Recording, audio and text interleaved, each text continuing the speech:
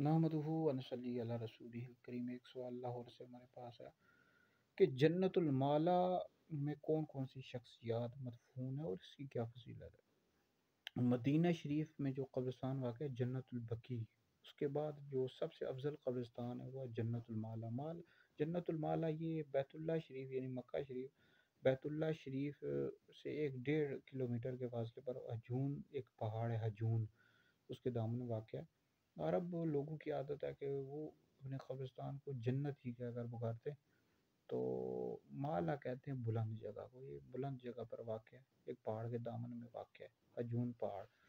اور اس کا جو یہ 1 لاکھ مربع میٹر پر ہے، یعنی اس کا جو رقبہ ہے 1 لاکھ مربع میٹر ہے۔ مزید اب توسیع کی جا رہی ہے، اور مسند احمد بن حنبل کے حدیث ہے، نبی پاک علیہ السلام نے فرمایا کہ یہ کیا ہی اچھا قبرستان ہے۔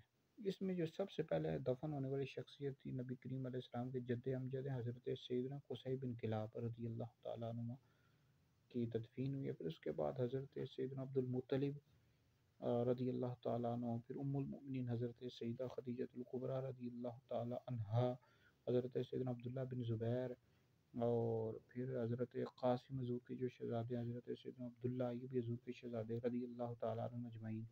تو ان حضرات شخصیات کی یہاں پر قبریں ہیں، تو یہ بہت ہی افضل قبرستان ہے۔ تو اللہ تعالیٰ ان بزرگوں کے صدقے ہماری مغفرت فرمائے۔